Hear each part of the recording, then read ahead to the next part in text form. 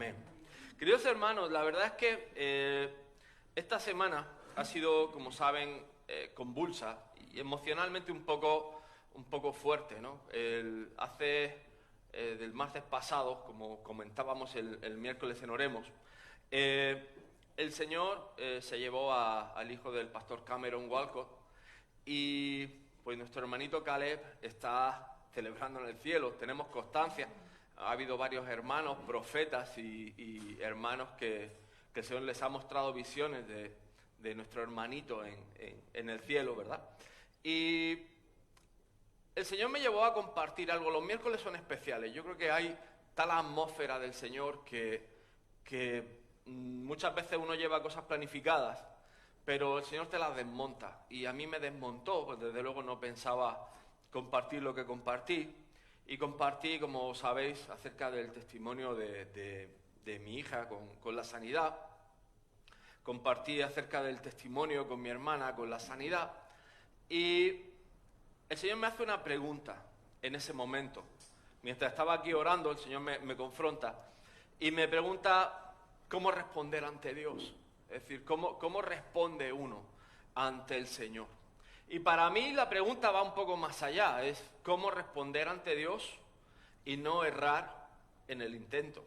Es decir, yo creo que todos nos vemos en algún momento ante preguntas que Dios nos hace, Dios nos confronta, y aquí la clave del éxito, como hemos titulado el mensaje de hoy, es la respuesta correcta. ¿Amén?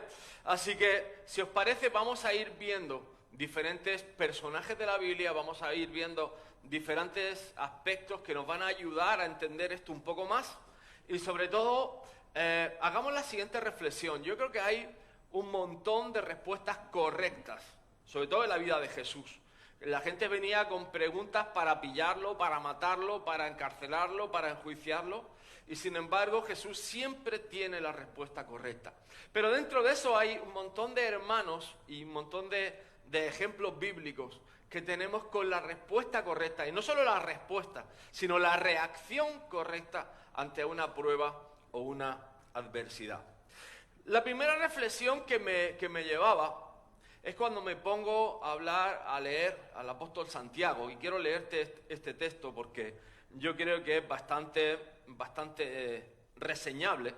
Dice: mirad también las naves, aunque tan grandes y llevadas de impetuosos vientos, son gobernadas con un muy pequeño timón, por donde el que las gobierna quiere. Así también la lengua es un miembro pequeño, pero se jacta de grandes cosas. He aquí cuán grande bosque enciende un pequeño fuego. Y la lengua es un fuego, un mundo de maldad. La lengua está puesta entre nuestros miembros y contamina todo el cuerpo e inflama la rueda de la creación, y ella misma es inflamada por el infierno. Porque toda naturaleza de bestias y de aves y de serpientes y de seres del mar y de doma ha sido domada por la naturaleza humana. Pero ningún hombre puede domar la lengua, que es un mal que no puede ser refrenada, lleno de veneno mortal. Con ella bendecimos al Dios y Padre, y con ella maldecimos a los hombres que están hechos a la semejanza de Dios. De una misma boca proceden bendición y maldición, y hermanos míos, no debe ser así. ¿Acaso alguna fuente hecha por una misma abertura, agua dulce y amarga? Hermanos míos, ¿puede acaso la higuera producir aceitunas o la vid higos? Así también ninguna fuente puede dar agua salada y dulce. Y este versículo la verdad es que me hacía pensar, ¿no? Porque muchas veces preguntamos, bueno, ¿cómo respondo a Dios? Pero nos damos cuenta que lo más difícil es controlar nuestra lengua, controlar nuestra boca. Entonces yo le preguntaba al Señor, bueno, Señor, desde luego tiene que haber la clave, tiene que haber algo que nos lleve a dar la respuesta correcta. Y me puse a estudiar, me puse a ver un montón de pasajes y me doy cuenta de varias cosas. He encontrado muchos más, ahora te lo voy a ir ampliando, pero he querido resaltar concretamente 4. Y el primero obviamente tiene que ser Jesús, porque Jesús venció en la tentación. Y no solo venció en la tentación, sino que derrotó a Satanás con su boca. Es decir, además fue muy al principio, no tiene argumentos de supermilagros o aquí o allá. Era simplemente hablar las cosas del Padre. Ahora lo vamos a ver con detalle. Hablar, contestar con la palabra del Señor. Hay otro ejemplo que es una mujer que, cada vez que la estudio me sorprende, me emociona y me alucina, es Esther, porque además vence las artimañas de Amán en la manera que ella habla al rey Asuero. Y esto es tremendo, porque como alguien que se levanta para destruir todo un pueblo, toda una nación, es deshecho de manera brutal. O sea, es decir, obviamente la mano de Dios estaba ahí, pero de la manera que ella responde. Daniel es otro ejemplo que estando en medio de Babilonia, el imperio probablemente más grande de la antigüedad, pues Daniel responde, y responde de una manera sabia, y Daniel es probado en su manera de hablar. Y yo creo que igualmente Daniel es otro ejemplo de cómo reaccionar y cómo hablar ante una prueba, que además en el caso de Daniel estábamos hablando que su vida le iba en juego permanentemente hasta que él es lleno del Señor y responde adecuadamente. Y la última que quiero resaltar en esta mañana es Jesús en el Getsemaní. Yo creo que Jesús en el Getsemaní es la hora más oscura. Yo creo que los 40 días de ayuno y la tentación de Satanás no tuvieron nada que ver con el Getsemaní. Al punto de que hay textos, y yo creo que esto es una artimaña de Satanás, fíjate lo que te digo. Me he leído los 4 pasajes donde aparece Jesús en Getsemaní, y hay varios textos que omiten que el Señor padeció y sufrió al punto de sudar gotas de sangre. Y eso habla del conflicto, eso habla de la oscuridad, de la opresión, de ese momento diabólico para desviar al Señor en su respuesta al Padre y en su oración al Padre para desviarlo y que respondiera de manera equivocada. Imaginaros la tensión para que Jesús tuviera que estar en tal situación de estrés. Nosotros pasamos estrés y nos salen canas, nos salen contracturas, nos salen la tensión alta y parece que nos vamos a morir. Pero ninguno que yo sepa hemos sudado gotas de sangre. Imaginaros la opresión que Jesús tuvo que padecer. Pero vamos al principio y vamos a Jesús y la tentación. Y quiero resaltar lo primero. Después de 40 días de ayuno, Jesús vence en su debilidad. Muchas veces asociamos al ayuno como algo que nos debilita y hacemos el ayuno y estamos en el sofá esperando que pasen las horas como medio muertos, ¿verdad? Pero yo creo que el ayuno, la iglesia necesita tener otro entendimiento de lo que es el ayuno, sobre todo para los tiempos que vienen, porque va a ser una de las herramientas más usadas en la iglesia. Escúchame bien, el ayuno va a ser una de las herramientas más usadas en la guerra espiritual, en la lucha, en los tiempos que vienen, sobre todo para ver salvación. Fijaros que lo primero que tienta Satanás es lo físico, es tu cuerpo, son tus deseos carnales.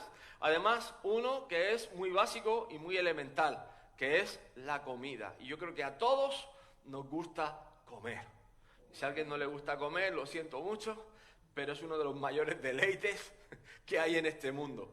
Y fijaros que viene en Mateo 4:1-4, os dejo el pasaje para que lo veáis en casa, pero dice literalmente, si eres el Hijo de Dios, di que estas piedras se conviertan en pan.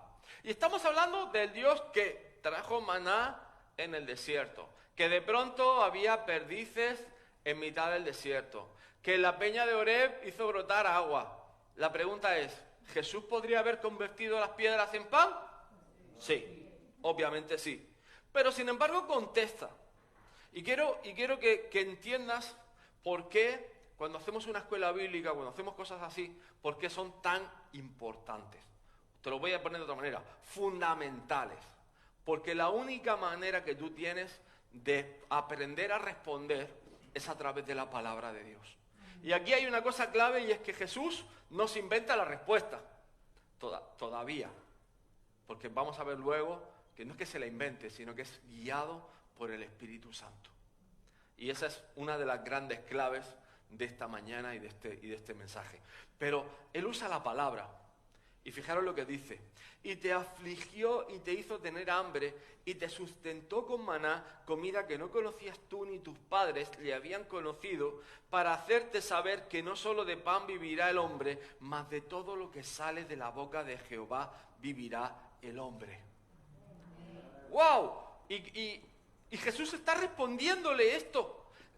Cita literalmente el último trozo de Deuteronomio 8:3. Y le dice a Satanás, mira, sí, puedo convertir el pan como hizo, o sea, como vivieron los israelitas en el desierto. Yo puedo hacer caer maná. Estoy en el desierto, yo soy Dios. Pero mira, esto es lo que dice la Escritura. Y contesta, es decir, desde la Escritura, con una destreza preciosa, porque ha entendido el propósito de Dios con esto. El siguiente paso en la tentación es desafiando el cuidado de Dios. Y vuelve Satanás y le dice, si eres hijo de Dios, échate abajo porque escrito está, a sus ángeles mandará acerca de ti y en sus manos te sostendrán para que no tropieces con tu pie en piedra. Satanás citando Isaías. Cuidado. Dice, tú me contestas con la palabra, no te preocupes, te voy a dar con la palabra. Y miren, esto es lo peligroso. Dice la palabra que en los últimos tiempos se levantarán falsos profetas. O yo le llamo el club de las medias verdades. La doctrina que es media verdad es falsa, es errónea. No tiene una parte sí, una parte no. Cojo lo bueno, desecho lo malo. No seas atrevido. Porque una media verdad no es una piedra firme, es arena. Y cuando viene la prueba, la casa se hunde. ¿Me entienden? Si el fundamento no es sólido, no estamos cimentados en la palabra, vienen los vientos de la prueba, vienen las tentaciones, viene el momento, y ahí uno se tambalea. Y fijaros lo que dice el Señor. La respuesta, cuando la analizas, wow. Digo, Señor, gracias por tu palabra. La respuesta está en Mateo, Deuteronomio 6:16, y dice, no tentarás al Señor tu Dios como lo hicieron en Masá. Y yo que soy bicho de biblioteca, agarro la Biblia y digo, vale, si el Señor ha dicho esto tiene que tener un significado tremendo. Y es cierto. ¿Sabes por qué? Porque cuando habla de Masá, está hablando del pasaje de la peña de Horeb. De cuando Moisés toma su vara en Éxodo 17, del 1 al 7, y llama a todos los líderes del pueblo, a todos los ancianos de la congregación, los llama, los junta, y el Señor le ordena esto para que vean que Dios en medio del desierto abre las peñas y brota agua. Para que el pueblo entienda que Dios es soberano. Pero pasa algo interesante. Masá significa prueba. Pero ellos tienen que combatir las aguas de Meriba, que significa rencilla. Y la rencilla no es otra cosa que cuando somos probados, cuando estamos en estrecho, se levantan conflictos, pleitos. Y no es que sean diferentes opiniones respetables, no. Se trata de criticar al liderazgo, enfrentarme con mi hermano, dudar de lo que Dios ha dicho, rencilla. Y como sabemos, Satanás es fan número 1 de sembrar discordia. Es el número 1. Por eso cuando a veces viene la gente, ayer le decía a los adolescentes el viernes, miren, cuando viene alguien a nuestra casa, nosotros estamos orando para que se convierta gente, para que vengan más hermanos y hermanas y para ver la salvación. Pero no tenemos que convertirnos nosotros a ellos, sino ellos a nosotros. ¿Por qué? Porque hemos salido del desierto de la rencilla. porque aquí somos una gran familia. Hemos vencido, hemos pasado, mira, diferencias culturales, hemos pasado diferencias raciales, hemos pasado diferencias de lenguaje. Y hemos llegado a un punto donde la iglesia tiene una base sólida de amor y respeto. ¿Significa esto que ya lo hemos hecho todo? Obviamente no. Obviamente no. ¿Por qué? Porque miren, vamos en contra del sistema. El último versículo del Antiguo Testamento es tremendo, porque dice el Señor, último versículo, escúchame bien, Malaquías 4:6, es otro que ese capítulo hay versiones como la Nueva Versión Internacional, que digo, tengan cuidado, porque no lo pone. Termina en Malaquías 3, pero está. Y hay quien piensa que Malaquías no fue un profeta, sino que fue el Esdras quien lo escribe. Pero creo firmemente que Malaquías fue un profeta de Dios. Y por la controversia que genera Malaquías, creo firmemente que es un libro inspirado por Dios. Porque da la clave de nuestro tiempo. Y dice en algo muy sencillo, y Él hará que el corazón de los padres se vuelva hacia los hijos, y que el corazón de los hijos se vuelva hacia los padres, para que yo no venga a destruir la tierra por completo. Porque mira, es que además nuestra sociedad viene de una época, pues se puede decir medio oscura, que puede ser el franquismo, donde todo era represión, escasez, veníamos de una guerra, luego viene la Segunda Guerra Mundial, y con la sociedad que había, España vivió escasez. Y de hecho, yo me sorprendo, y yo no me di cuenta de esto hasta viajar a Estados Unidos. Nosotros en los años 50 todavía lavábamos en pileta, con jabón de bola. Allí tenían lavadoras.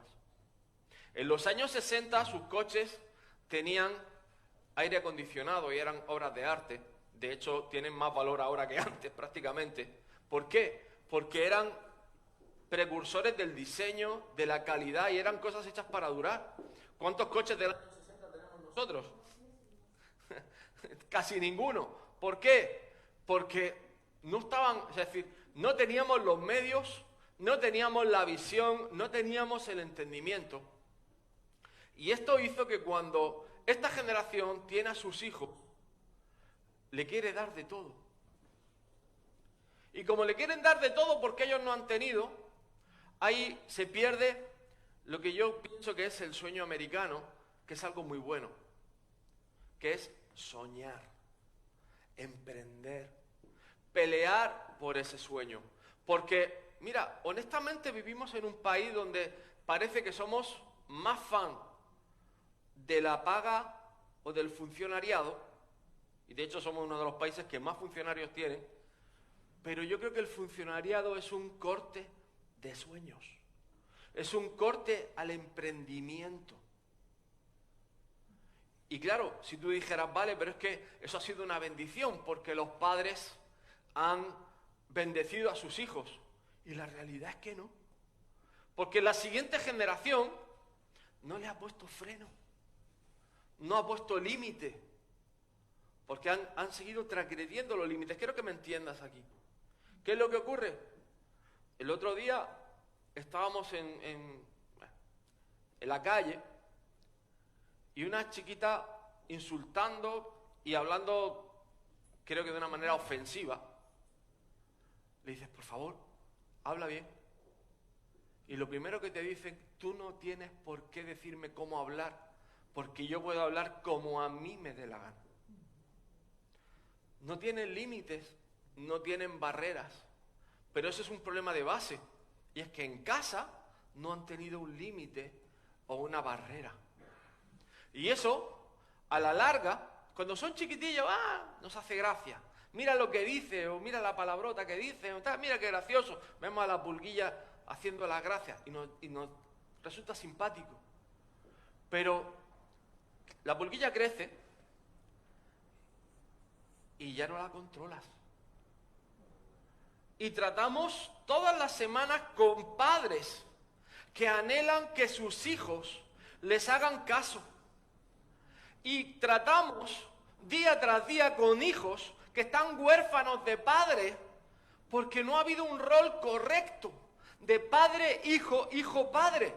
Y es decir, no es que los padres lo hayan hecho mal y los hijos lo hayan hecho bien, o los hijos bien y los padres mal. Es que hay una rotura de generación entre hijos, padres y padres, hijos, que es brutal.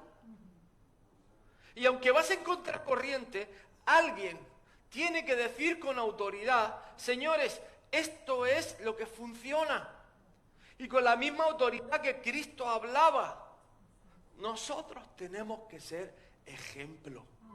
Por eso, mira, los primeros hijos que tienen que tener su corazón con nosotros. Por eso hablaba de pureza la semana pasada.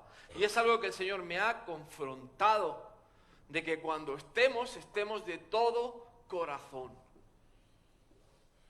Y mira, algo me ha enseñado el Señor con el tiempo. Muchas veces tenemos miedo al confrontar esos gigantes.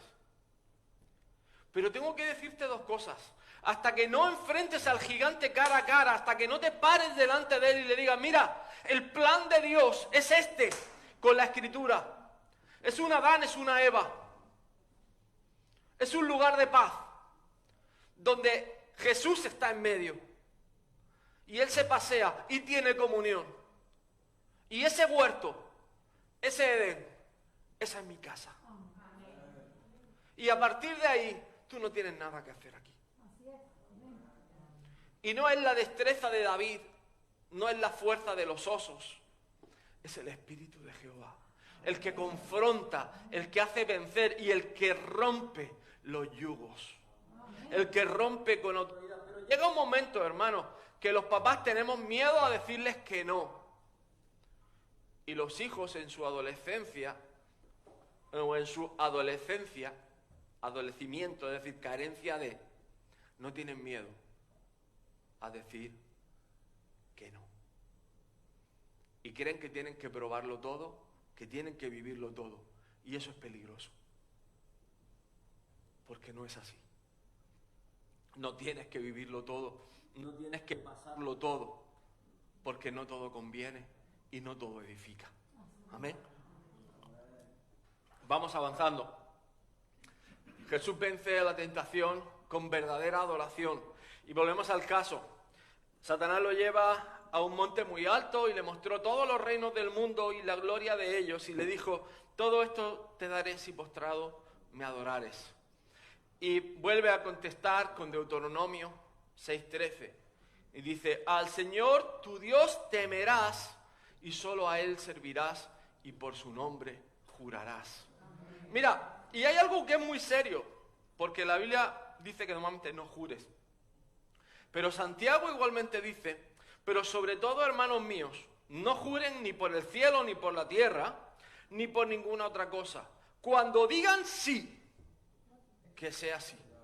Y cuando digan no, que sea no. De lo contrario, aguanta la pedra, caerán en condenación. O sea, cuando tú rompes tu sí o tu no, en ese momento tú mismo te estás condenando. Porque esa es otra, además somos especialistas en culpar a los demás. No, estas son las circunstancias, es que son tal o tal. No, perdona, Dios te está enfrentando a ti. El gigante es tuyo. El problema es tuyo. ¿El diablo viene a tentarte? Sí, pero es tu gigante. Es tu victoria lo que está en juego. Es la respuesta correcta que tú das ante ese gigante lo que está en juego. Es pasar de nivel lo que está en juego. Es avanzar en el Señor o dar vueltas en el desierto y repetir ciclo. ¿Qué es lo que diferencia? ¿Cómo enfrentamos a ese gigante? Me encanta Esther. Además, me gusta de vez en cuando meter personajes femeninos porque me parece muy interesante. Y fijaros que ella viene de un mal reporte. Le dice Mardoqueo, su tío, dice, no creas que tu vida está a salvo en la casa del rey más que la de cualquier otro judío. Obviamente, Amán se había levantado para matar a todos los judíos cautivos mientras el rey Asuero estaba reinando. O sea, le está diciendo, mira, por mucho que seas la reina, no pienses que te vas a salvar. Si ahora callas por completo, es decir, si ahora dices, fíjate la respuesta, si tú ahora hablas que no tienes nada con nosotros, de alguna otra manera o parte nos vendrá el respiro y liberación a los judíos. Aquí Mardoqueo lo que está diciendo, dice, mira, mejor cállate, mejor no digas nada, pasa desapercibida y el Señor tiene que hacer algo. O, como hemos dicho muchas veces, es que yo descanso en el Señor. Pero no es así. Además le dice una cosa que yo creo que es la frase. Pero tú y tu familia paterna morirán. ¿Quién sabe si has llegado al reino para un momento así? Y yo creo que esa es la pregunta cuando estás pasando una prueba y dices, ¿quién sabe si ha llegado el momento? Te digo, mi hermano, sí, tú eres la persona. Sí, eres el Hijo de Dios que es preparado para este momento. Tú no eres una casualidad. No naciste en el siglo XVII, ni en el XV, ni en el 2, ni en el -4. Naciste ahora. Eres la persona y este es el momento. Y fijaros la respuesta de Esther, que me alucina. Dice, ve y reúne a todos los judíos que se hallan en Susa. Y ayunen por mí noche y día. No coman ni beban nada durante 3 días, que mis doncellas y yo ayunaremos también. Después de eso me presentaré ante el rey y aun cuando eso vaya contra la ley. Y si tengo que morir, pues moriré. ¡Wow! Pero tiene la clave. Voy a ayunar, voy a orar y júntame al pueblo que vamos a ayunar y vamos a orar. ¿Sabes lo interesante de la respuesta? Y por temas de tiempo no lo he puesto, pero me encantaría haber aumentado aquí el tema. Que el Señor le revela en sueños a Asuero que Mardoqueo había hecho una cosa muy buena por el reino. Y él llama a sus escribas y le dice, tráeme los rollos. ¿Qué recompensa se le ha dado a Mardoqueo? Ninguna. Y cuando ven que no se le ha dado ninguna, el mismo rey Asuero le dice, mira, Amán, ven aquí. ¿Tú qué le darías a alguien que ha hecho algo súper guay por el reino? Y Amán dice, pues le daría el caballo del rey, pensando que era él. Le daría la corona, le daría el vestido, el anillo, lo pondría y wow. Fijaros que la trampa solito se cayó en ella. ¿Qué hizo Esther? La respuesta correcta. Júntame al pueblo. 3 días oremos y ayunemos. Y el Espíritu de Dios trajo en sueños revelación al rey y cambiaron las circunstancias.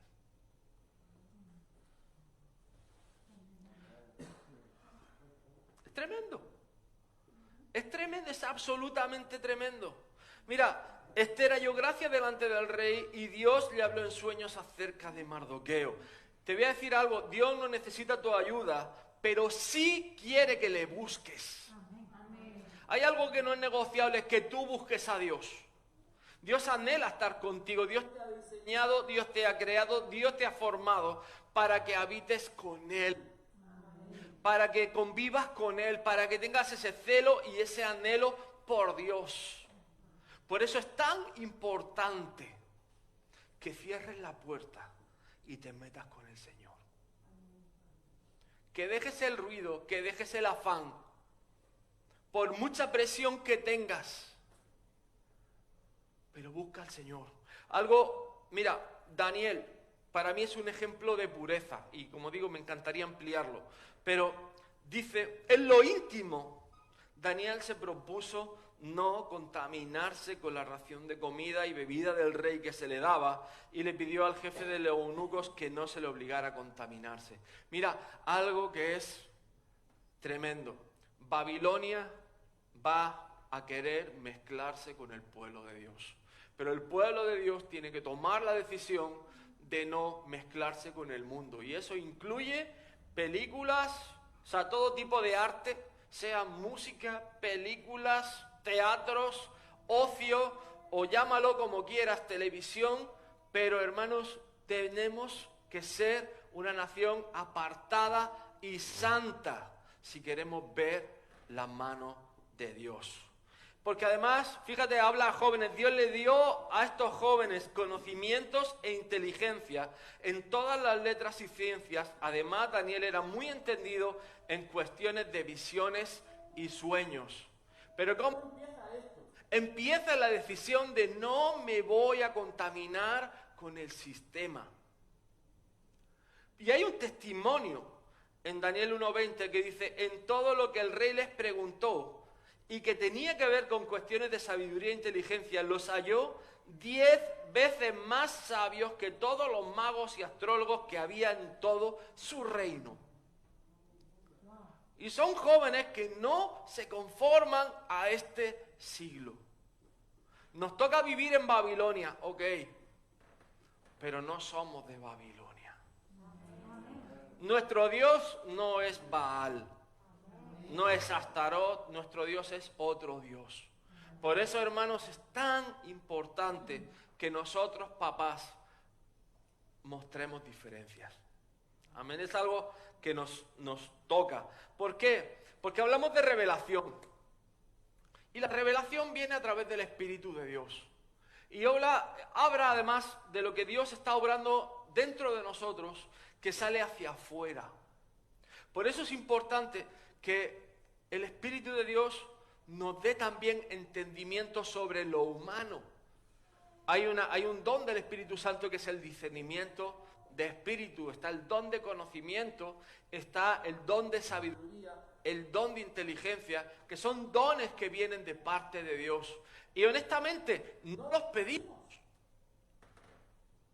¿Quién lo ha pedido últimamente? Pues hay que pedirlo.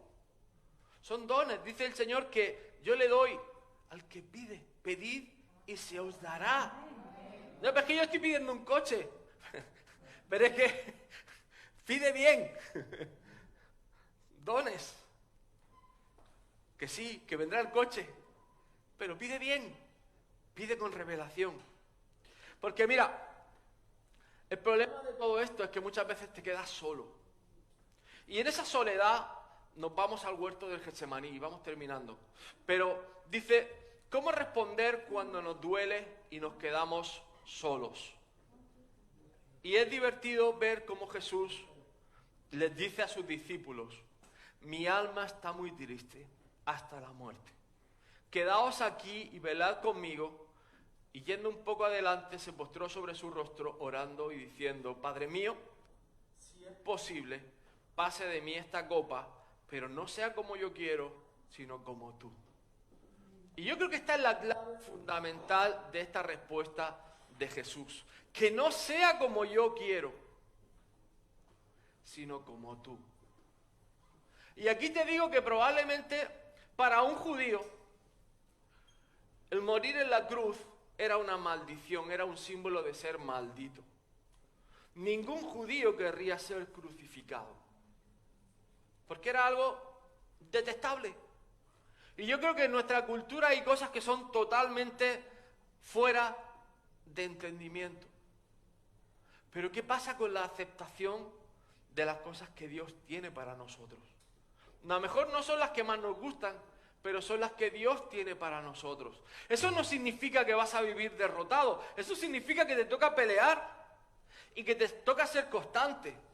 Porque Jesús se vuelve a quedar solo, los discípulos se duermen y va y lo halla durmiendo y dijo a Pedro, así que no habéis podido velar conmigo ni una hora, velad y orad para que no entréis en tentación. Es que volvemos a la clave de la respuesta correcta. Es orar y es velar y estar apercibido, estar atento, para que sea guardado, para que tu casa sea guardada.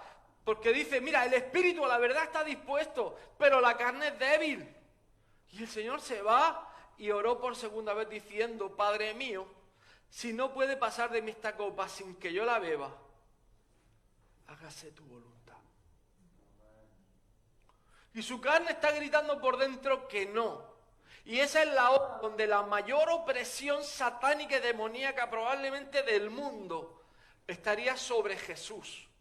Con pensamientos, con dudas, con dardos.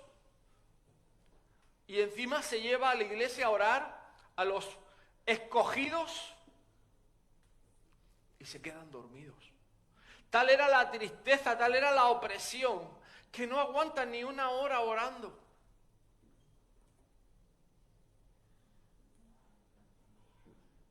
Por eso dice que los ojos de ellos estaban cargados de sueño y dejándolos una tercera vez se fue de nuevo y oró, diciendo las mismas palabras.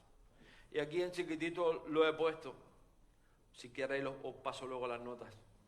Ahí es donde relata cómo el Señor padeció hasta el mismo extremo. Ahora, esto no es exclusividad del Señor.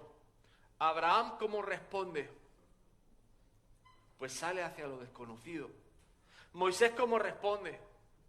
Deja toda su posición. David, ¿cómo responde? Enfrentando a gigantes, pero más duro todavía, enfrentando a su familia. Tiene que enfrentar a sus hermanos, la opinión de sus hermanos y lo que ellos dicen, pero tiene que levantarse en contra de dos gigantes, sus hermanos mayores y el propio Goliat. Elías, ¿cómo responde? Saliendo de la cueva, saliendo de su seguridad y enfrentando el miedo. Isaías, ¿cómo responde? Aceptando la esterilidad de su ministerio. Estaba teniendo la revelación del Mesías. ¿Quiénes lo creyeron? ¿Te imaginas tener la mayor revelación casi que del Antiguo Testamento?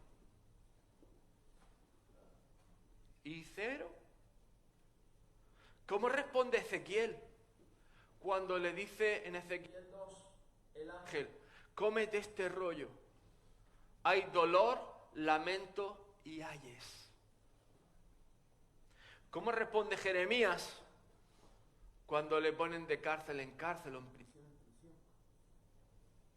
La pregunta es, o dicho de otra forma, hay muchas respuestas correctas, pero los tiempos y las formas hacen que éstas sean pilares de eternidad. Y por supuesto, oración, ayuno, humildad y mansedumbre son partes esenciales de esta receta. Es decir, sin estos ingredientes, hermanos, no vamos a ningún sitio. Y tenemos que pedirle al Señor que obre en nuestro carácter, que obre en nuestras personas. Mira, no hay capacidad de responder bien en tu ser humano si tú no estás lleno del Espíritu Santo de Dios. Por eso tengo que insistir últimamente mucho en que busquemos esa llenura, que anhelemos los dones espirituales, que le pidamos al Espíritu Santo que llene nuestra vida. Mira, nuestra casa, nuestra familia necesita urgentemente la llenura del Espíritu Santo. Nuestra vida necesita urgentemente una llenura de Dios. Nuestra casa, nuestro lugar de influencia necesita que el Espíritu Santo descienda y visite con señales, con poder y autoridad. Tu vida necesita dar cara vuelta y necesitas cambiar para poder ver lo que el Señor quiere hacer contigo.